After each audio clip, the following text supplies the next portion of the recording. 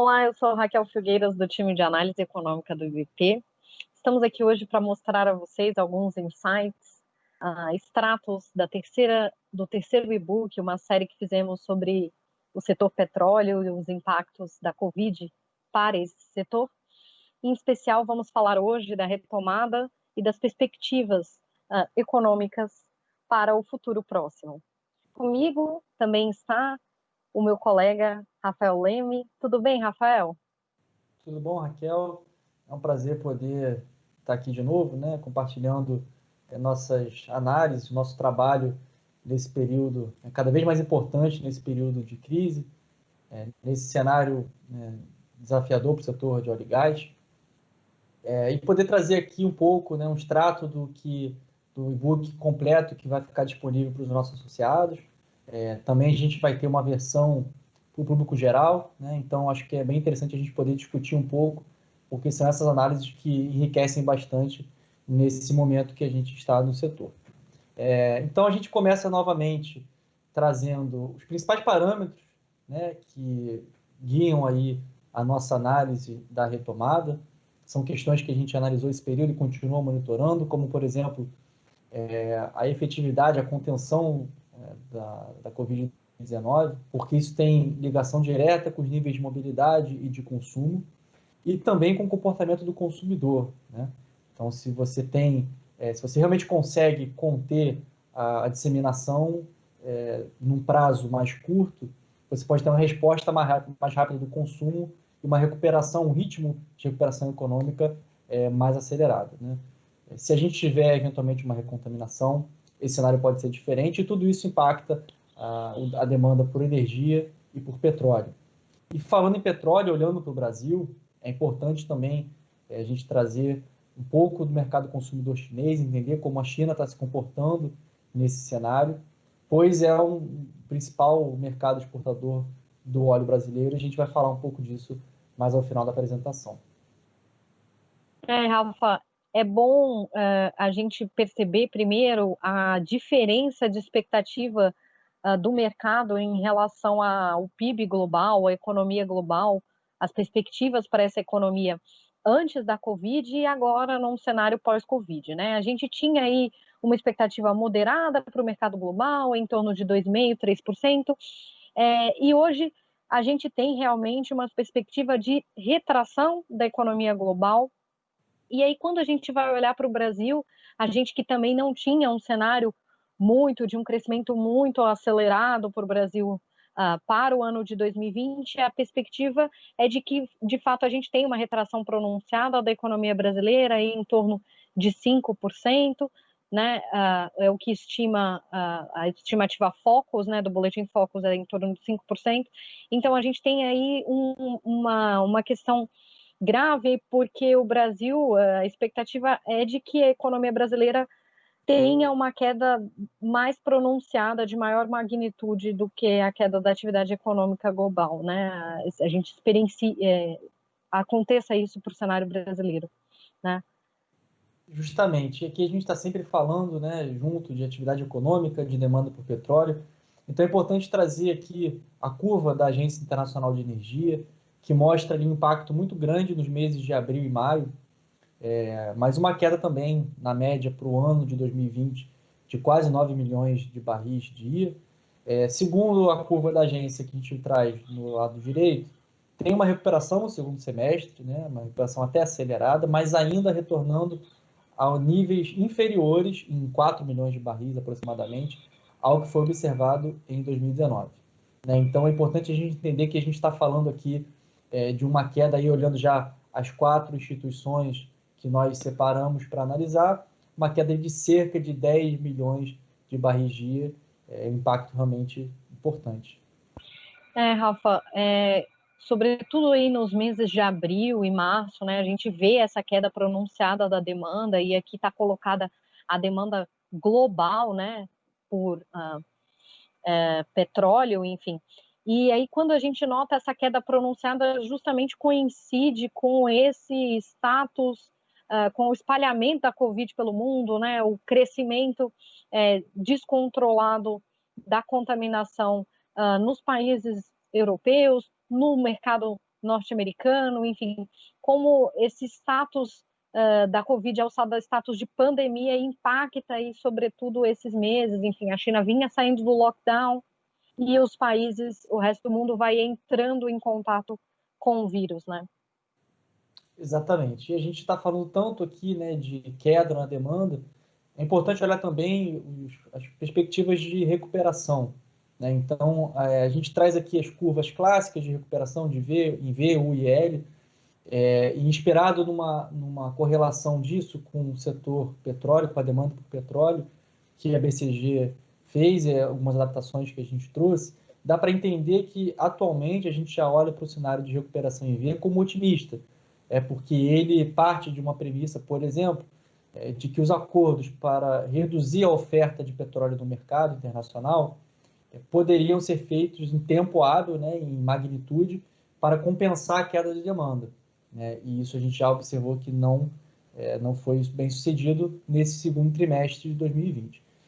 Então, nesse primeiro cenário, o impacto no preço seria menor, a gente manteria, né, valores que foram observados em janeiro e fevereiro desse ano, e teria uma redução menor aí de até 5% na demanda. Nas curvas em U e L, a gente já tem um impacto maior no preço do barril, que pode entre 45 e 40 dólares na média anual, justamente pela dificuldade em controlar a pandemia. E também pelo descasamento entre oferta e demanda, né? E com isso, um destaque importante da curva em L, que a gente falou no início da apresentação, a importância de olhar o comportamento do consumidor, né? Então, aqui, É, essa dificuldade de você conseguir controlar a pandemia muda a forma de consumir, né?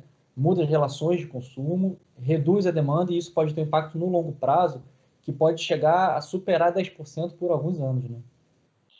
Rafa, essa curva em L muito contempla essa questão que a gente vem discutindo tanto no setor, né? Atingimos ou não um pico. Então, no caso muito provável dessa curva em L, a gente teria, enfim, tido a maior demanda até 2019 e a gente passa para um patamar bastante arrefecido daí por diante, muito como você bem colocou, pautado nessa relação de consumo, do consumo diferente, né? Enfim, de um perfil diferente de consumo que leva a uma menor demanda por petróleo, gás, por energéticos, né? Exatamente. A gente tem também uma questão de estoques importantes nessas três curvas, né? E uma capacidade disponível para estoques que na curva em V retoma ao nível médio já ainda no ano de 2020, na curva em L pode sustentar por todo o ano de 2021 em níveis altos, né? Então, ou seja, a baixa capacidade de estocagem na curva L poderia empurrar o preço do barril em alguns momentos até abaixo de 20 dólares. Agora, tem uma outra questão que tem sido muito discutida, que é a curva em W, né, Raquel? Exatamente. Tem que ser falado aqui, uma segunda onda de contaminação pode gerar, então, uma nova queda da demanda, apesar dela já, e estamos falando aqui no mês de abril, ter encontrado algum ritmo de recuperação, principalmente para as economias europeias, né, Rafa, para as economias, para a economia norte-americana, que está começando a sair em alguns estados do lockdown, enfim, mas esse é um cenário que pode acontecer em caso de recontaminação, a gente pode voltar a ter uma queda de igual magnitude na demanda, tão pronunciada quanto, fazendo esse formato que você bem comentou do W, né? Existe essa possibilidade. E quando a gente vai olhar para o setor petróleo, né, ele tem um aspecto relevante no caso brasileiro, porque somos exportadores líquidos de petróleo e desde 2007 essa balança comercial de petróleo e derivados para o Brasil tem sido extremamente positiva, né, tem alcançado saldos relevantes, e quando a gente vai olhar para o trimestre, né, o comparativo trimestral, em 2020, esse primeiro trimestre de 2020 foi o melhor saldo da balança dos últimos 20 anos, na verdade, em comparação, se eu for fazer uma comparativa apenas para o primeiro trimestre, né? Então, olhando os primeiros trimestres de todas as séries, este é o melhor ano, e lembrando que a gente tem um patamar bom, como a gente já comentou aqui nos outras análises dos outros e-books, a gente tem um patamar mais reduzido de demanda, né? E ainda assim a gente conseguiu ter essa performance muito positiva, né, Rafa? Vamos explicar também um pouco da importância desse resultado positivo para a economia brasileira, para a balança comercial brasileira. Nesse primeiro TRI de 2020, o petróleo é o primeiro item do ranking em valor exportado da balança brasileira, né? E aí, tendo o mercado asiático e majoritariamente o mercado chinês como destino principal dessa exportação de óleo bruto, né? O que é muito curioso é que a China, apesar de estar nesse primeiro TRI, em um período de lockdown, e de ter, enfim, reduzido a sua capacidade, a sua demanda, por assim dizer, essa demanda, a gente observa que essa demanda, na verdade, reduzida aconteceu para os derivados, mas a demanda por óleo bruto cresceu 5% em relação ao primeiro TRI de 2019. Então, como a China tem sustentado e possibilitado, de fato, este volume exportador brasileiro, esse saldo positivo, que tanto contribuiu, como eu bem coloquei aqui, para um resultado positivo brasileiro, e essa é a importância desse setor nesse sentido, né? O mercado asiático, né, Rafa, tendo aí uma participação muito importante para o Brasil, inclusive a gente viu aí, né, Rafa, a Petrobras conseguindo não reduzir tanto a sua produção ou escoar parte da sua produção para o mercado chinês.